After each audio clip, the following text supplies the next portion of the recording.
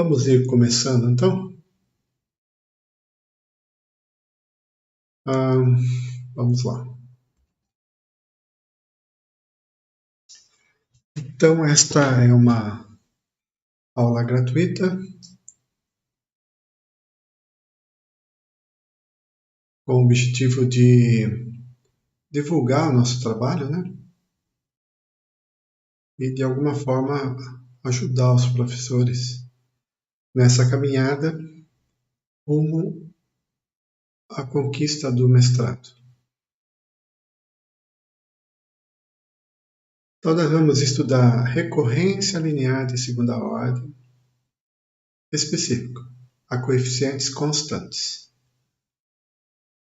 e não homogênea.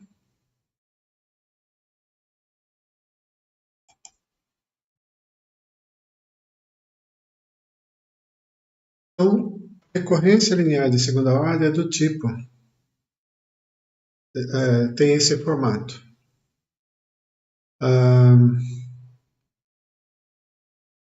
Onde os coeficientes aqui, alfa e beta, eles dependem de n, no caso geral. Aqui eu tenho uma recorrência linear de segunda ordem, também chamada de equação, tá? Equação de recorrência. Quando esse Fn é sempre zero, a gente diz que essa equação é homogênea. Quando aqui não for zero sempre, então ela é não homogênea. Nós vamos estudar só o caso em que os coeficientes são constantes. Então, alfa e beta aqui não depende de n, eles são constantes, tipo 3 e 4, menos 2 e 5. Nós vamos chamar genericamente estas constantes de P e Q. Obviamente que Q não pode ser zero, senão ela deixa de ser de segunda ordem, que daí fica de primeira ordem. Para resolvermos uma recorrência linear de segunda ordem, vamos classificá-la em duas espécies: homogênea ou não homogênea. Homogênea, como eu disse, é quando termina em zero, sempre. Então, para qualquer valor de n, aqui é zero.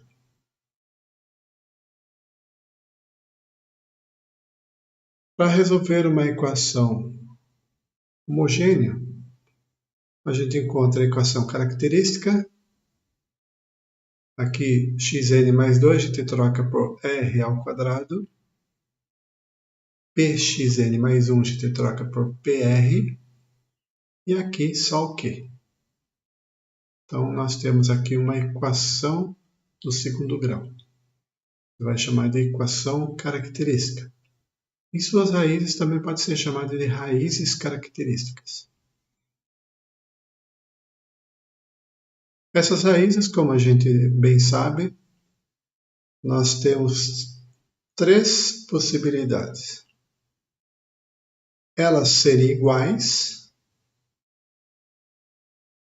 elas serem reais e distintas, e elas serem complexas não reais. E nesse caso, R1 e R2, elas são conjugadas. Conjugadas, lembrando, né? Tem a mesma parte real e a parte imaginária são opostas. Quando as raízes são iguais, então a solução da recorrência homogênea é essa daqui. Então, a raiz é só uma, né? Eu chamei de R. Então fica R elevado a N. E aqui um N que multiplica R elevado a N. E as constantes C1 e C2. E se forem distintas, ainda reais? Daí ele perde esse n. Fica mais simples. E se for complexas não reais? Aí ele tem esse formato, onde o ρ aqui para mim é o módulo do número complexo. E o θ é o argumento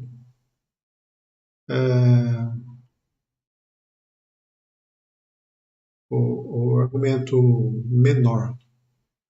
Eu pego o menor positivo.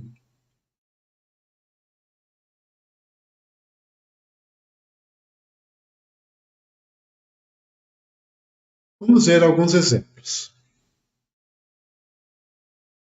Então, temos aqui uma recorrência linear de segunda ordem a coeficientes constantes, homogênea.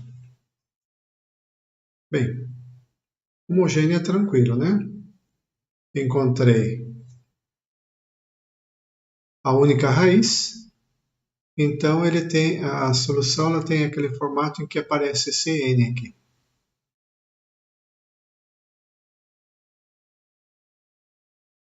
Agora, esta equação também é homogênea e as raízes agora são reais e distintas. Então, a solução tem esse formato mais simples. 1 elevado a n, que nem precisa colocar, porque dá sempre 1. E aqui 3 elevado a n.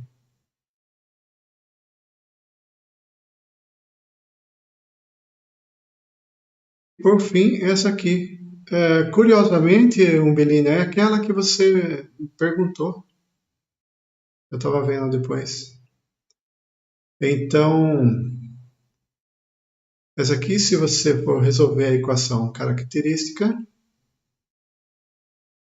o delta dá negativo, então vou ter duas raízes complexas conjugadas. Se eu colocar no gráfico essas raízes, então vou ter aqui as raízes R1 e R2, uma em azul e a outra em verde. Isso aqui no plano complexo de Gauss, né?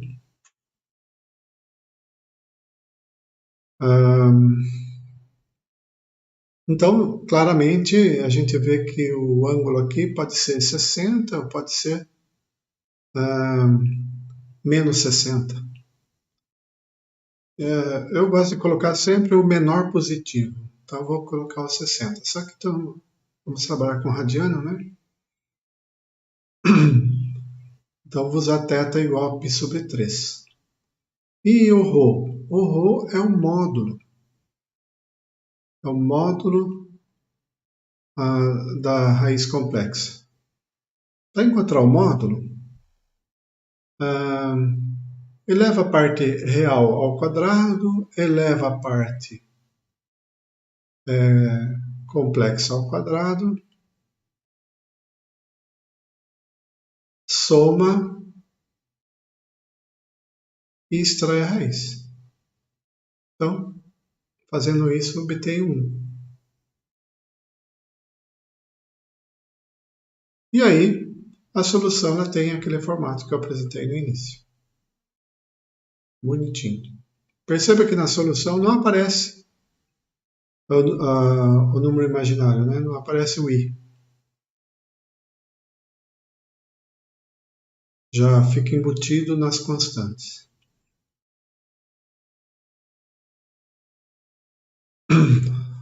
Vamos ver então o que nos interessa, que é a recorrência não homogênea. Então, como eu disse no início, a não homogênea ela tem esse formato em que esse Fn ela não é zero sempre. Então, a gente diz que ela não é identicamente nula. E aí nós temos um teorema para a solução da recorrência. Se você chamar a solução da parte homogênea de UN e uma solução particular de yn, então a solução da recorrência vai ser a soma dessas duas soluções.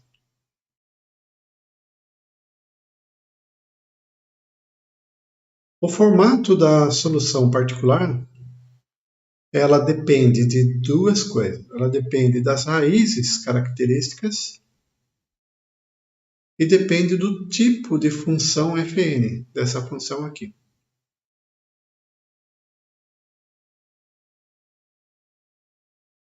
Vamos ver um exemplo, que é o exemplo que a Umbelina me passou também, coincidentemente. Ou melhor, que a dúvida da Umbelina passou para mim, coincidentemente. Então, nós temos aqui uma recorrência linear de segunda ordem não homogênea. Então, primeiro eu vou pensar nas raízes características. Quem são?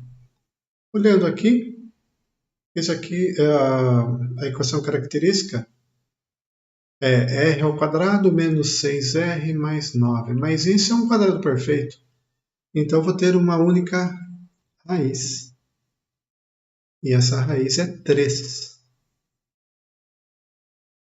Essa raiz 3 coincidiu com a base da função fn. Isso deixa com que o formato da solução particular seja a mais complexa possível, a mais complicadinha possível. Então, nós temos aqui a solução homogênea, que a gente sabe calcular, tranquilo, né? E a solução particular, que ainda não sabemos. Então, soma essas duas, eu tenho a solução da recorrência. Agora, vamos ver como encontrar essa solução particular.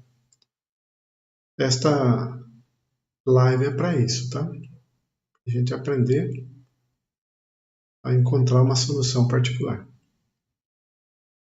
Para encontrar a solução particular, eu montei aqui uma tabelinha. Essa tabela eu dividi em grupos. Chamei de grupo verde, grupo azul e grupo vermelho. Cada grupo ela tem um formato. Então, o grupo verde. O grupo verde é quando o Fn é uma constante ou é uma função do primeiro grau ou uma função do segundo grau, função polinomial do primeiro grau, polinomial do segundo grau e assim por diante. O yn tem o mesmo tipo. Se aqui é constante, o yn vai ser uma constante. Se aqui for uma função polinomial do primeiro grau, aqui também vai ser uma função polinomial do primeiro grau. Se for do segundo, aqui é do segundo, e assim por diante. Então, esse é o grupo verde, é o mais simples.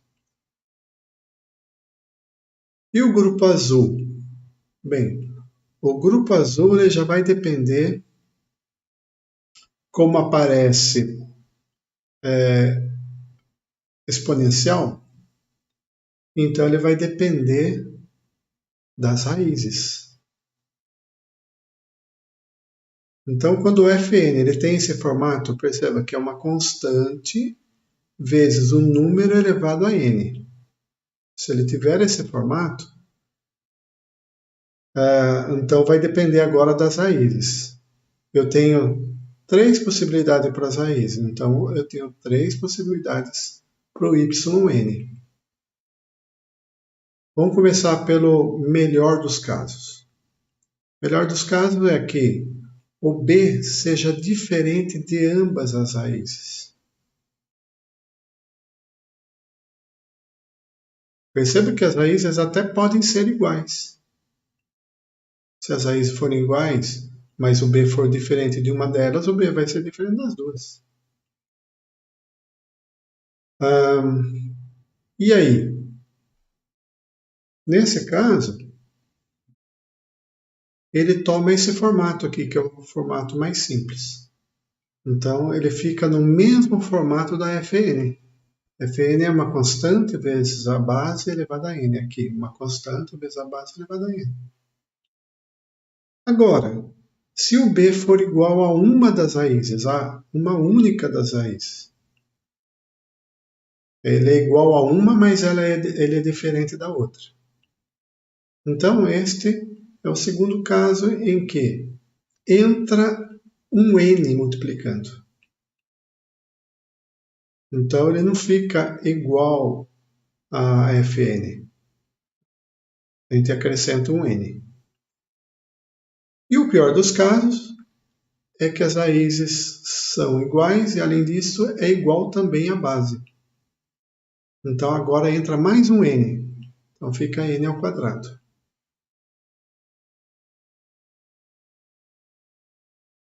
Bem, esse é o grupo azul. Agora vamos ao grupo vermelho. O que muda? No grupo vermelho, o Fn não é uma constante simplesmente vezes a base. É uma constante vezes o n e depois vezes a base. A base elevada a n, né? Então, a gente vai de novo examinar as três possibilidades. A possibilidade mais simples. Então, agora, no lugar do a, da constante a, eu vou colocar um polinômio do primeiro grau. Então, o polinômio do primeiro grau vai ficar a mais bn. E o resto é a mesma coisa. Só substituir no lugar do a mais bn. O resto mantenha. Aqui eu acrescentei o n, aqui eu acrescentei n ao quadrado. Bem tranquilo perceber esses padrões. Bem, além desses grupos verde, azul e vermelho, eu posso combinar esses grupos também. Por exemplo, eu posso combinar o grupo verde com o grupo azul. Então, aqui eu tenho uma combinação do grupo verde com o grupo azul. Aqui, ele está no verde, o AN, né? Está aqui, ó. E aqui é uma constante vezes a base elevada a n. Então, é o grupo azul. Aí, esse aqui também eu vou ter que fazer um exame, já que tem a potência, né? O expoente aqui, o exponencial aqui.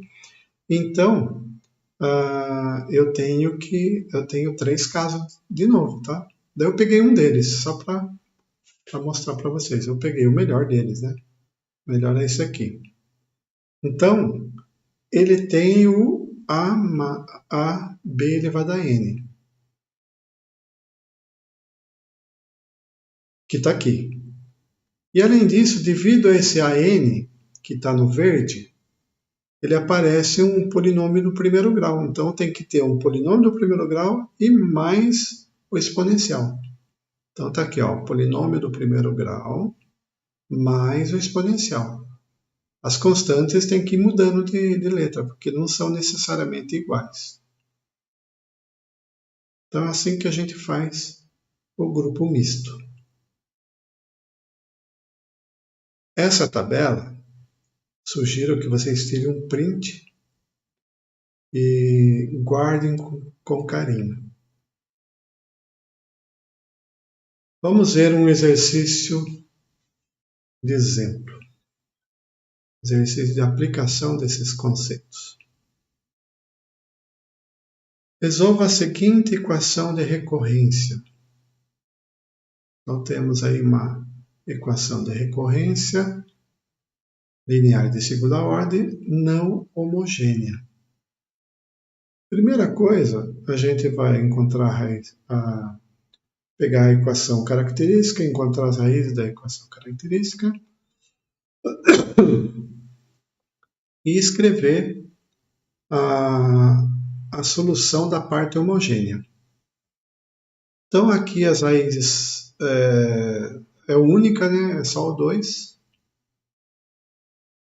Então ela tem aquele formato que a gente viu no início, tem o n aqui, né? Além da potência. Então ele fica assim. Está resolvida a parte homogênea. Próximo passo é encontrar o formato da solução particular. Aí nós vamos ver o seguinte. Vou olhar a Fn. A Fn é uma constante vezes uma exponencial. Então vamos ver lá. Constante vezes exponencial é o grupo azul. A constante vezes exponencial. Então já sei que é o grupo azul. Qual deles? Aí vai depender das raízes. Como as raízes são iguais, então raiz igual é essa aqui, a terceira desse grupo. Então ele tem esse formato aqui, uma constante n ao quadrado base elevado a n. Eu separei aqui, tá? Lá daquele quadro. Bem, agora vamos substituir, né? Então Fn é 3 que multiplica 2 elevado a n. Isso aqui foi dado aqui, né? 3, 2 elevado a n.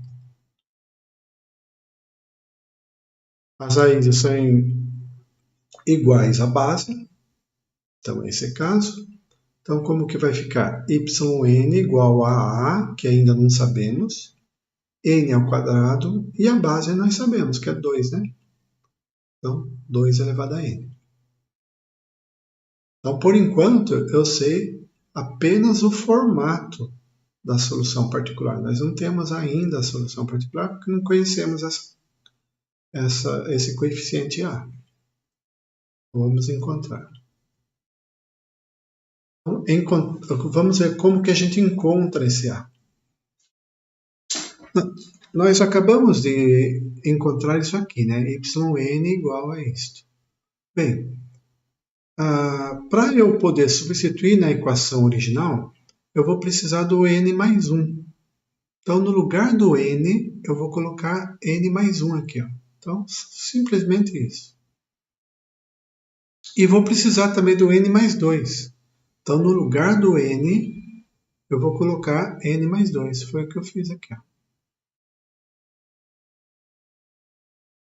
Então, nós temos o yn mais 1 e yn mais 2.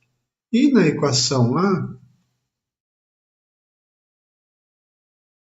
aqui, como o yn é uma solução particular, ele é aceito por esta equação. Então, no lugar do x, eu vou colocar o y. No lugar do x, eu vou colocar o y. Então, ele fica assim. E quem quer yn mais 2? Está aqui, ó. Vou substituir isto. Aqui, o que eu fiz? Desmembrei aqui, né? Então, aqui vai dar 4, que multiplica 2 elevado a n. Aqui, então, vai ficar 4a, que multiplica isto. E daí eu já achei o quadrado da soma, coloquei dentro do parênteses. E eu omiti o 2 elevado a n aqui, porque depois a gente vai ver que vai dar simplificar. Então, por enquanto, vamos pensar que tem um 2 elevado a n aqui, tá? Agora, vamos ver o yn mais 1. Yn mais 1 está aqui. Aqui, então, fica 2. Então, junto aqui fica 2a. Só que aqui aparece menos 4. Então, 2a vezes menos 4 dá menos 8a.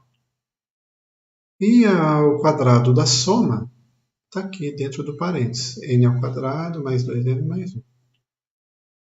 Então, resolvemos até aqui. Agora, 4yn. Bem, o yn está aqui, é só acrescentar o 4. Então, fica 4a n ao quadrado. Lembrando que todos eles têm 2 elevado a n. Todas essas 3 parcelas. E o 3 aqui também acompanha 2 elevado a n. Como todos eles têm 2 elevado a n, eu posso cancelar. Simplificar. Por isso que eu nem coloquei aqui, para ganhar tempo. Agora fazendo as continhas. Lembre, se eu peguei o formato da solução particular corretamente, o n tem que desaparecer. Então, vamos ver aqui. Ó. Vamos pensar no n ao quadrado primeiro. Então, nós temos aqui 4a n ao quadrado menos 8a n ao quadrado. Então, por enquanto, deu menos 4a n ao quadrado. E aqui tem mais 4a n ao quadrado. Desaparece. Então, deu 0. Agora tem que zerar também o n. Vamos ver. 4a vezes 4n vai dar 16an. E aqui vai dar menos 16an. Pronto, zerou.